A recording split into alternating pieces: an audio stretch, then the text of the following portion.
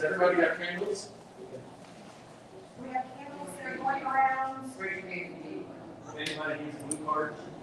And we also have these blue cards, which are up here on the table. They're not really an order of service, it's just a series of quotes and passages and the like. Do you need any of these? Anyone need a little blue card?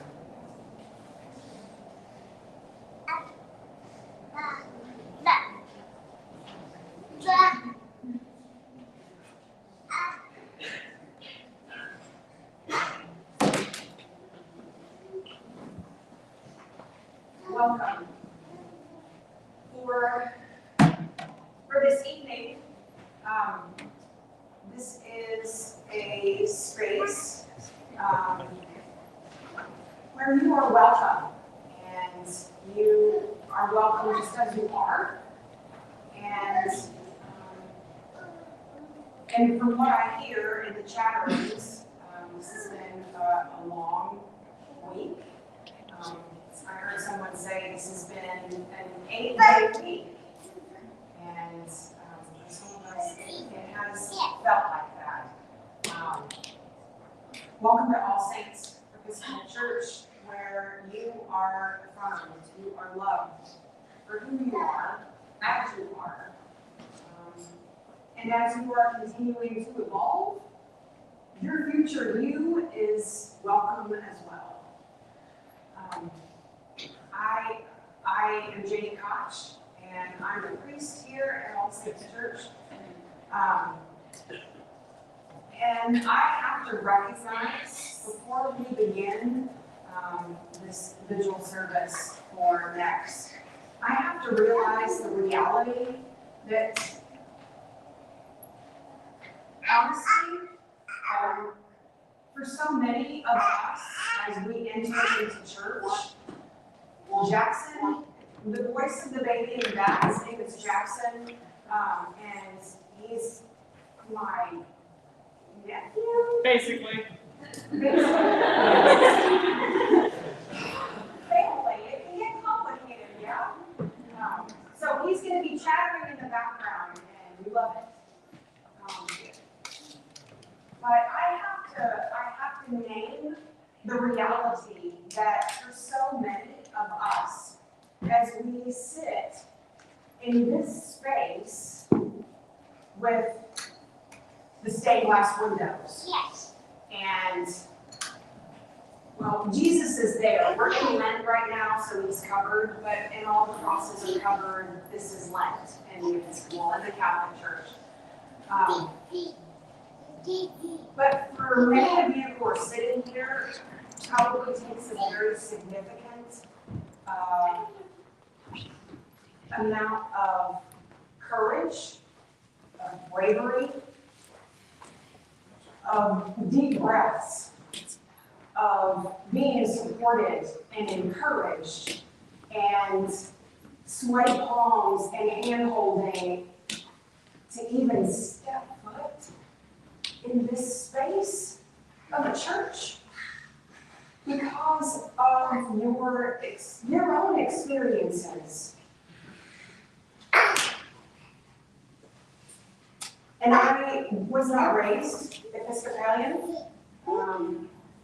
And the denomination that I was brought up under, I get it.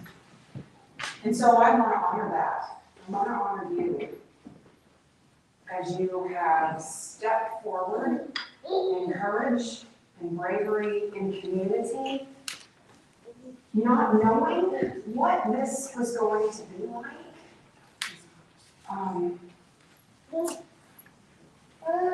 And I affirm you, and I am so glad that you are here, that you are breathing together, and that you are present with one another.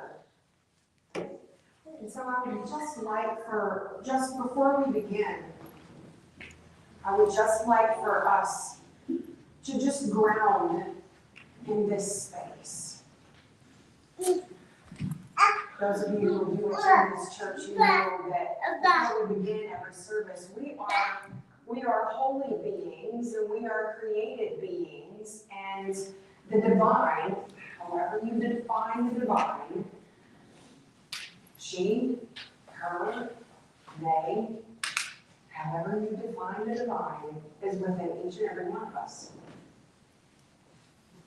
And it is a holy space, and you are a holy, created being. So take a deep breath in and out. Once again, in and out. We feel our racing hearts. We feel the rapid pulse coursing through our veins. And as we sit in this space of community, of family, of connection, with all the myriad emotions that we feel, and we'll talk about a lot of these emotions that we are feeling throughout the course of the next half hour, 45 minutes, however long we choose to be in this space.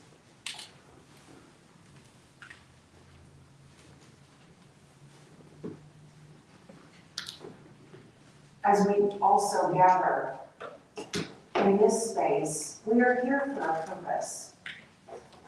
And we are here to speak and breathe next.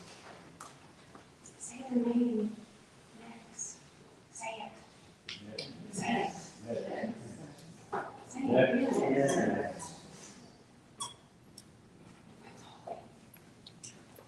They were holy. They were a beloved creation of the divine.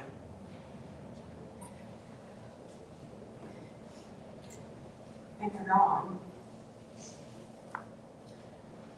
And now we, who are left amidst whatever life that we live, whatever life looks like for you outside of this space, whatever life that you are able to craft for yourself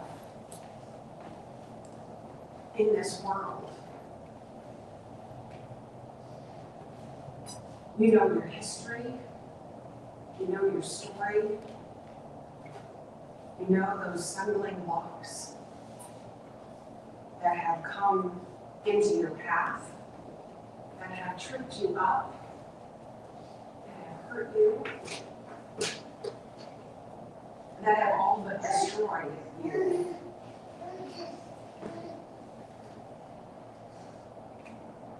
And I'm not, I'm a preacher, I'm a priest, and I'm supposed to, I hate that phrase, I hate that phrase. What I am not going to do this evening is I am not going to spin it and say that there is a light at the end of the tunnel, that there is it's always darkest before the dawn. I'm not going to fill you with platitudes, because that diminishes the space in which you have it. It diminishes the fear, the confusion, the anger, the rage that we, as created, holy, divine human beings, if we want to jump ahead and say, yeah, it's going to get better, yeah, it's going to end, it diminishes where we sit right now. It diminishes how we feel right now. It diminishes who we are. In this minute, right here and right now, and what you feel, and every single one of you feels something different. And give you 5 seconds from now, and it's going to be something different, even more still. I don't want to diminish that. And you move at your own journey and your own pace. There on your blue card. And before we continue as well, I want to thank Max Lancet. You all know him. Thank you, Max. Max reached out to me earlier this week, either Tuesday or Wednesday. It's been a really long week. It seems like about a month ago. And said, is the church going to offer a vigil? And yes. Oh, yes, we are. Of any place, this church in McAllister is going to do the thing. And that's what I love. That's what I love about this church. And so Max and the Rainbow Connection in McAllister has been amazing. Thank you. So I'd like to open with this prayer, and this is actually taken from the New Zealand prayer book, and I would like to pray this with us.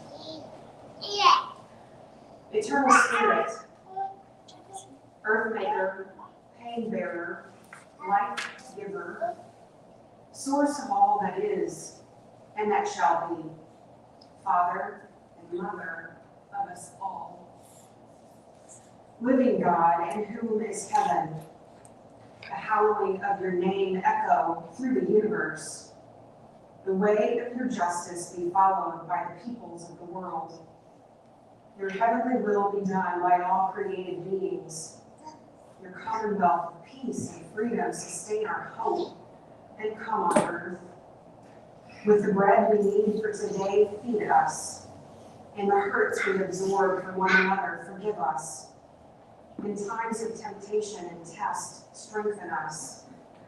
From trials too great to endure, spare us. From the grip of all that is, free us.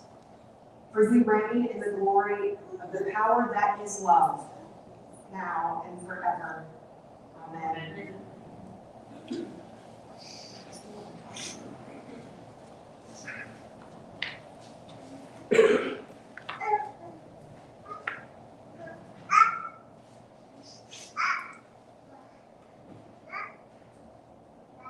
I'm not the greatest speaker, so you're going to have to bear with me here for a few minutes. A couple of friends that mean the world to me, Kristen and Sharon, approached me with something to read tonight, and I think it's very fitting. This is actually part of Next's obituary. Next Benedict was a 16-year-old, two-spirit, non-binary child. Sorry, I'm going to get emotional during this. Child of Choctaw heritage living in Owasso, Oklahoma.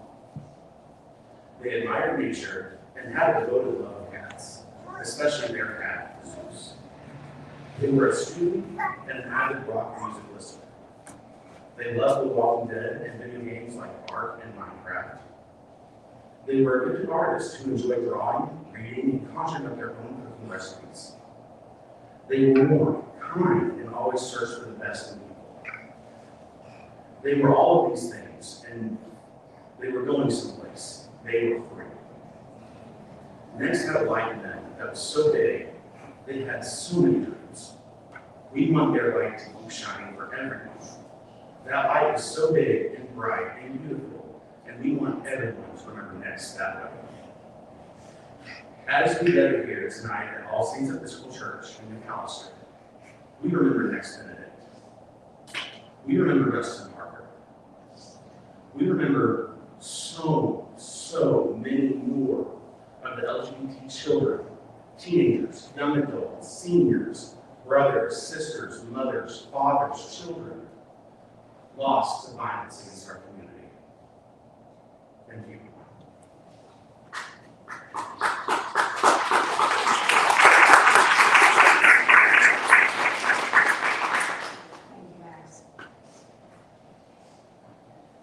As we gather in this space, I also want to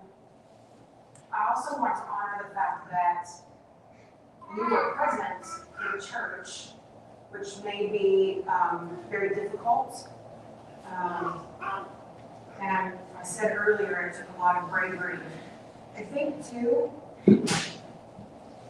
I wouldn't be a very good preacher if I didn't preach just a little bit. So just bear with me. One of the things that I have learned in my lifetime is I tried to put God in a box, and I tried to make God be this thing that what people told me he was supposed to be like. Again, supposed to. And it didn't fit. And so, long about college, I'm like, no, I don't really like this God that everybody says that he is. And I trusted people more than I trusted my faith. And so I walked away from God because I thought he was a jerk. And I thought that he was someone who wound up the universe and pulled back the little pendulum and let it go, and was like, okay, let's see the little rats in the maze and figure out how they're going to work this. And over the course of my life, God's much bigger than that. And with that, as I discover my own beauty as a created being, I still feel like I have to come to God being with perfect emotions and happy and cheerful and all the things. No. There are times when I wake up and I put my feet on the floor first thing in the morning and I'm already pissed off. And the day hasn't even started. I haven't even peed yet.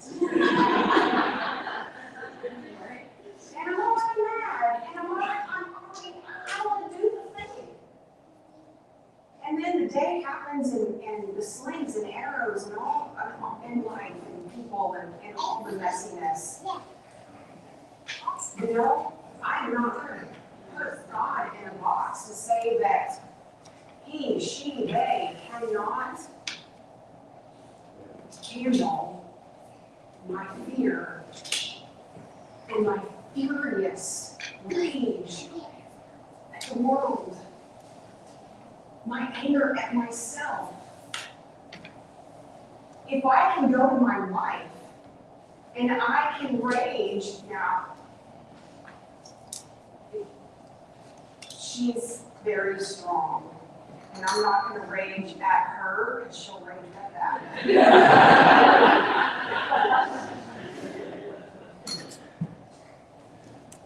But if I can talk to her in such a way, why can't I talk to my God like that? Why can't I cuss and say everything that I think and feel, and my confusion, and my fear, and this overwhelming sense that we're on a collision course with disaster. Why can't I say that to God? Why can't I be vulnerable and real and honest with God? So wherever you are in your spiritual journey, whatever that looks like, be fully present in it. And know that you're okay, just as you are, wherever you are. Looking at your card, and I put these together because I wanted you to take them with you. And there are a couple of quotes and passages that have been really meaningful to me as they appear. And I want you to look on the back page. At the very top, it says, and this is from another pastor, don't try to diminish somebody's humanity in Jesus' name, because you don't understand the complexity of God's creativity. Let me say that again. Don't try to diminish somebody's humanity in Jesus' name, because you don't understand the complexity of God's creativity. God created you just as you are, knowing that you're evolving, and you're growing, and you're changing. God loves you then. God loves you now. God loves you day after tomorrow, next week, in 10 years, 20 years from now. And so amidst that, we have come here to bear witness for next, for the light, for the reality, for the awareness of a human being. And I'm sorry that we're here. I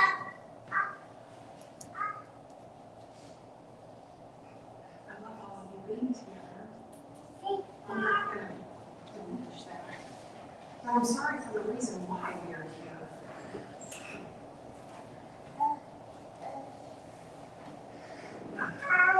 And as we continue, I want to open it up to you. Oh my gosh, she's gonna make me talk. No, I don't make you do anything.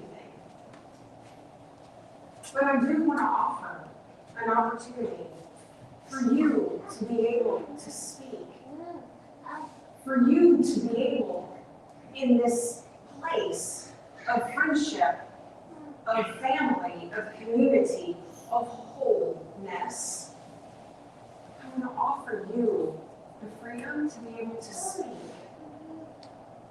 And what words that you might speak, may we, who are present with you, honor your words, your history, where they come from, what created that to be as it is. So I want to make this available for you too, to be able to say what you want. And it's okay because who do you think created the words in the first place? I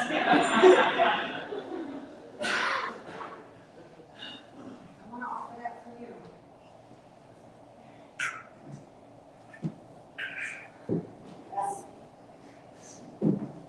My name is Jordan Phillips.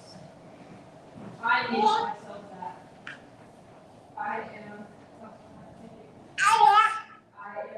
transgender male, and I love God.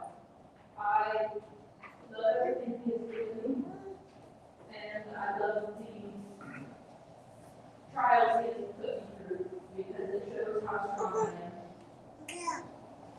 Right now, I stand for next, and I stand for all those who have fallen because of the hate towards people like me. And I want to show that just because you may like a girl, a boy, a them, you want to be a boy or a girl or them, does not mean that God can be with you and that you can believe whatever you want. But I do thank God for everything He's done.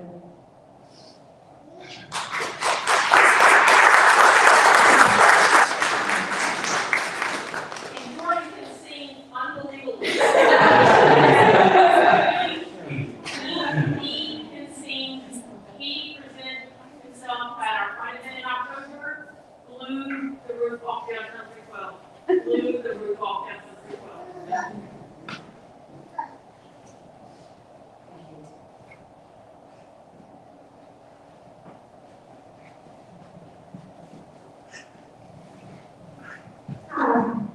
First of all, I just want to take care of the Lord, give it a trust.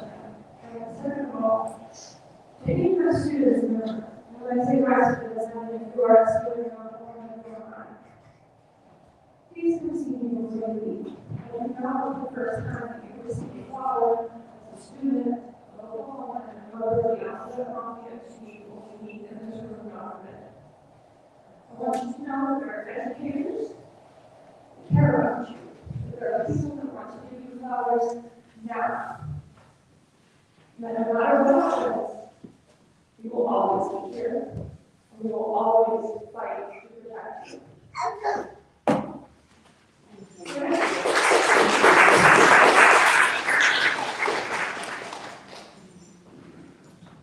My name is Rosie, and I am the chair of the Democratic Party in Oklahoma County, and my spouse and I are working down. Because we understand what it's like to be an outsider in a very red state. We understand because those of you who are a little older know the trials that we face as part of the LGBT community, growing up and not hiding in the shadows. And we felt just an intense need to be here. Thank you for opening your doors and the Rainbow Connection. Folks, we need to breathe together and we need to say the name next Benedict. And then we also felt the need to say, we are with you. We forget that we have a community when we are in grief, and we forget that we have a community when we struggle. And so we felt that the important thing was to represent our county and say, we stand with you. We connect with your pain. We connect and celebrate your journey and your decisions for your life and how you choose to live your life in your freedom. And we just thank Spirit for leading us here, for being a part of a faith-based tradition that I believe is truly one of the most godly expressions that there can be, which is love, everyone's welcome, and we all have the touch of the divine in us. Thank you.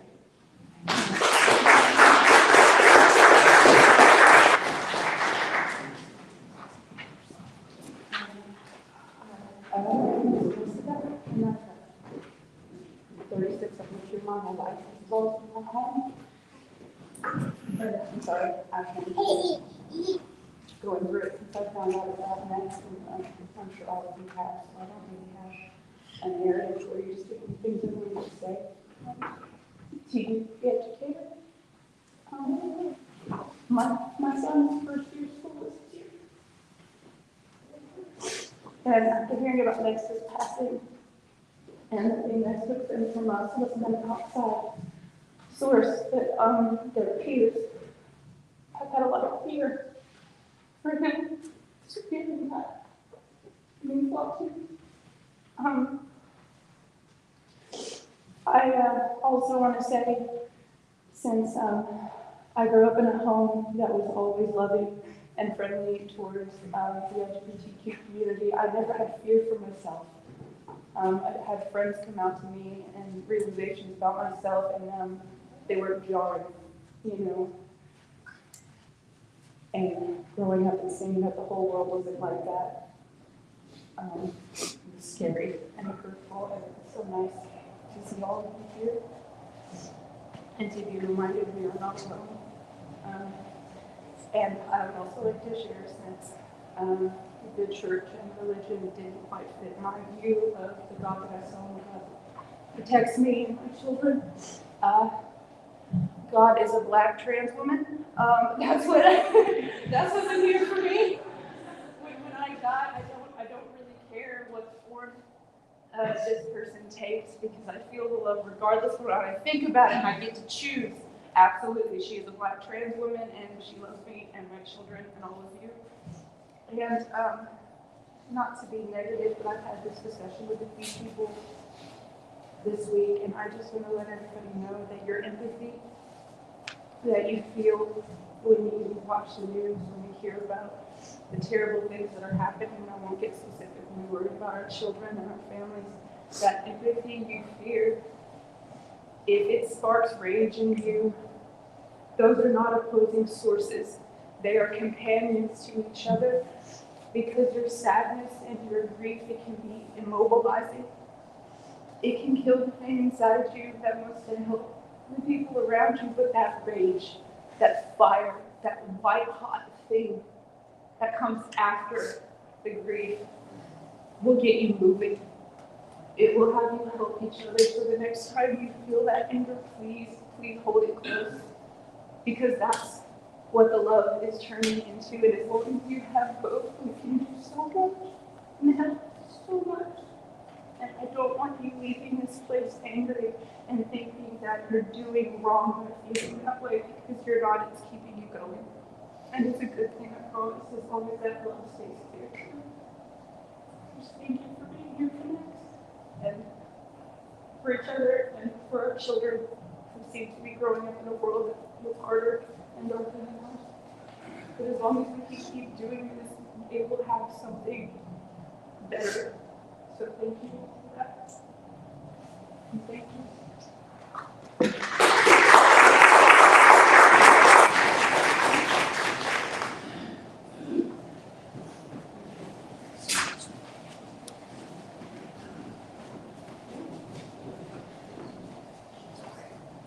Thanks for doing it. All week long, I've been thinking about this whole song from a group of 1963 on that. And the name of the song was DTP Balls. Part of the lyrics were people who were concerned with evils and social injustice. And since I've heard those words way back in the day, it's always kind of stuck with me. In a procrastination kind of a way, I always try to be a warrior in that fight against evil and social injustice. And what I've heard in my life is the importance, the words we say are important, the actions, the things we do are important, and it's important to face it, stand up, and to tell the truth.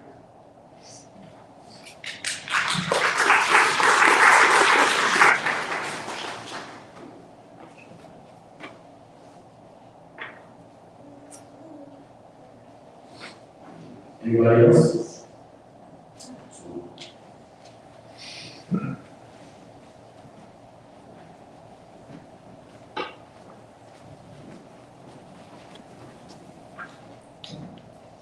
Good evening. Myself and both been civil rights activists for a long time. We've marched for women's rights now at family clinics. We're both former members of the Occupy Wall Street and Occupy Phoenix. Also, Greenpeace, anyway. But I just, been civil rights activist for a long time. I'm 64. And also, I'm the son of a detective. I promised that's my mom passed when she committed suicide. I don't want to go over that. It's a long story. He's retired homicide detective. And in analyzing this whole thing, the whole case, the whole situation, you know, I'm kind of like a detective, just my day with. Yeah. I guess I entered my head, I put my investigative thing into the whole UAP, I'm a UFO and all that kind of stuff. But that's another thing. But that's, you know, somebody that researched for 50 years also. But I want to know the situation. I was moved into school. I've been jumped, beat up in the bathroom many times, been there. You know, that when the kids survived, not the only one but when this happened, the three girls that did this, are the police investigating it? Is there an autopsy? I'm just curious as a cops, homicide detective stuff. What's going on with this as far as their case being built, parents? I mean, I've heard that the school district is trying to push it down or something. Does anybody know any details? I mean, it seemed like the funeral happened. I'm wondering, I mean, it should be a homicide investigation. And the three kids that did this, they're 16 or older. Sorry, I should find some thoughts. I'm just wondering, does anybody know any details about this? I mean, I could be completely wrong, but from what I've gathered, there is an ongoing investigation right now. I don't think anything has been completely publicly released, and I think it will take some time, especially with the sensitive nature of this subject. the teacher walked in and caught it. They know who did it. You know? Hello, I'm a Southern and we broke up as children, not over sexual orientation or anything, just weird as well different. You know, I mean, well, everyone's different, but there's a lot of insecurity amongst kids. I became a certified preschool teacher as my first venture in the workplace, and it was 6 years. I took early childhood development, and I took basic psychology. And there's lots of overlap in that category, but the bullying as a 59-year-old, I was living when it was either. We're talking 52 years ago, and nothing has changed. Excuse me, lie. And it seems that it's worse than ever now with technology. If you're not blaming a person or beating them up, like I was, they're cyberbullying. And that led to one attempted suicide. I was not wrong, correct me if I am. One suicide in Los Angeles and one, attempted. And I believe it was suicide. So, I mean, what's it going to take for the school systems to finally give a kibosh on this? I mean, we're talking over 50 years. Certainly something can be done to at least curtail it, or I would like to see mandatory counseling for all parties involved, not just the victims, but the bullies' parents, because I was trained from psychology that I took in college and from early childhood development certification that I still hold. Bullying is a learned behavior that is non-instinctive, some cases very rare, most of the time, I would say probably 80% of the time, is learned behavior. And it's upon the caretakers and the families of children to teach them that's not how you make yourself feel better by pushing others down. That's not how you do that. There's better ways. Thank you. Anybody else? Thank you. You're all who have shared, who have stood and made yourself vulnerable. I'd like to go ahead and say something. I want to thank every single one of you for being here tonight. It means the world to me, to other members of the LGBT community, especially to see our allies here. And I want to leave you with something that has stuck in my mind for a long time. Don't take being called weird as a criticism. Being called weird means you are unique, you are individual, you are special. If you are scared, if you are depressed, you are loved. Reach out to Reverend Jamie, Reach out to make house or radio connection. Someone will talk to you. Thank you.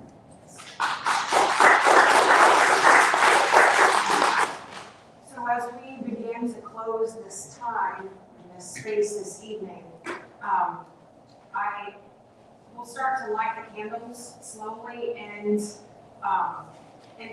you light one another's candles.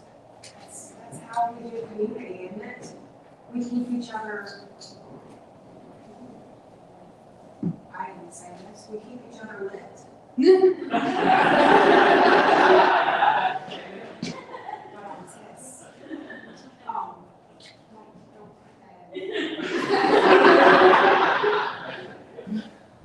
But we tend to, and we have to look up and look to the person who is at our right and who is at our left. And we must be aware also, vigilant and aware of those who are around us. When something seems off, say something. When you feel something is different in someone's behavior, in their words, in their tone of voice, in the slower speed that they respond to a text message or a Snapchat or however we communicate with each other, say something. Hey, are you okay? And if they say, yeah, I'm fine, ask it again. No, seriously, are you okay? Check in with each other. Love each other. Be honest with each other, and be present with each other. So I'm going to start to light the candles.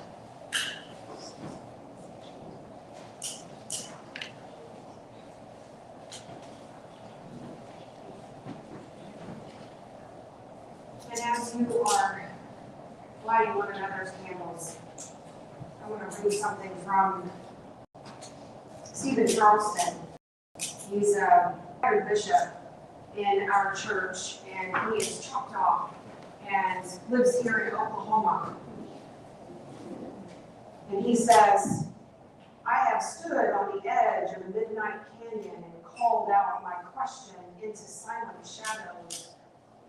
Why? Why suffering? Why pain? Why the hurt that haunts our lives? Why the wrong that overwhelms the good? I get no answer, only an echo. I will go on asking until the next generation of questions takes my place. Suffering will not have the last word, not without challenge. We may not know the reason, but we still have the dignity of the question.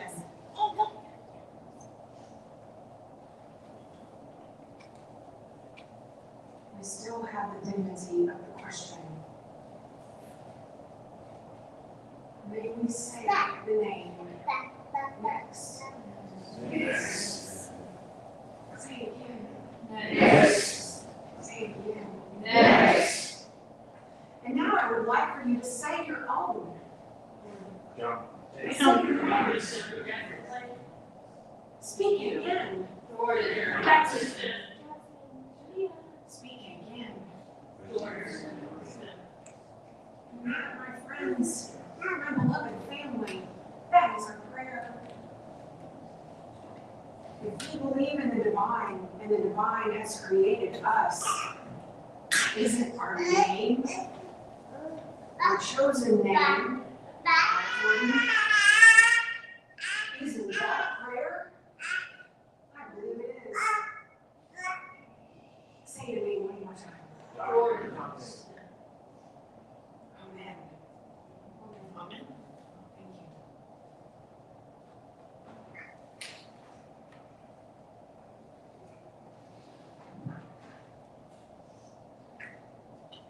As you leave this evening, I'm going to have this in this pew right over here. It's an offering plate. If you have any change, whatever, if you got something and you want to give, we'll take it and we'll send it to the next GoFundMe. Their family has started, and I'm sure all of you know this, they started a GoFundMe. And whatever you give, all of it will go directly to the family. You are welcome to stay here as long as you would like. Thank you. Be well, be safe, and be loved. Amen. Amen. If anybody would like to, please, we have On the bottom of the back of that card is my name and my email address and my phone number, my personal phone number. If you need to reach out, if you need to talk, if you just need to word vomit, whatever, email me, call me, text me. That's why I put my information there for you. If you need someone, I will listen. I would also like to say this, and I did information on there. If you go to our Facebook page, the House for Connection, my personal cell phone is on there. I also monitor the page, so I'll be the first person to respond. Reach out to me if you can't reach out to us. Thank you all. Thank you.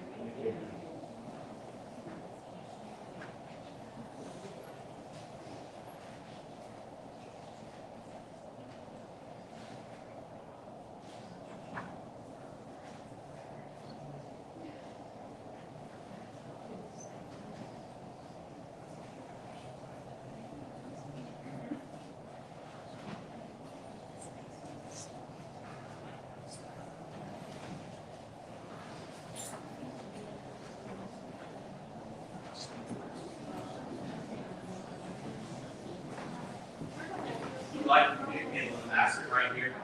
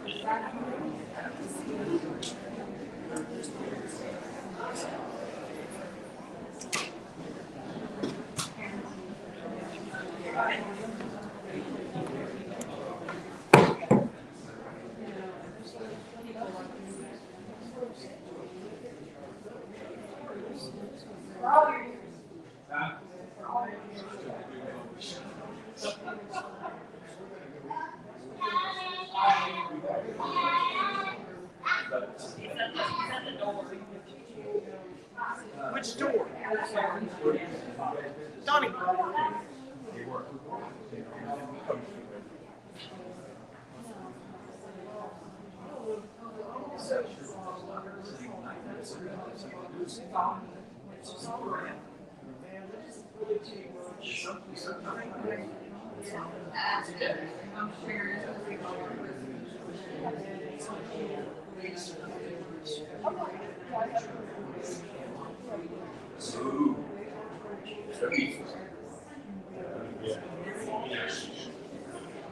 This guy's a nightmare.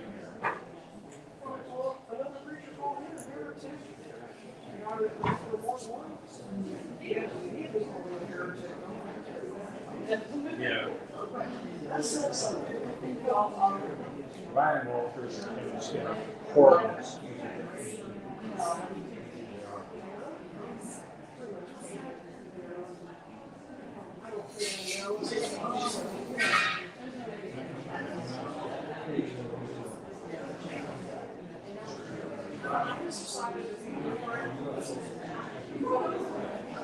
Have you ever played ancient alien hot pocket? That sounds familiar. Yes.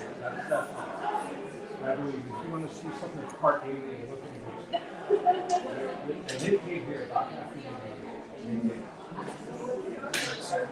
on the government.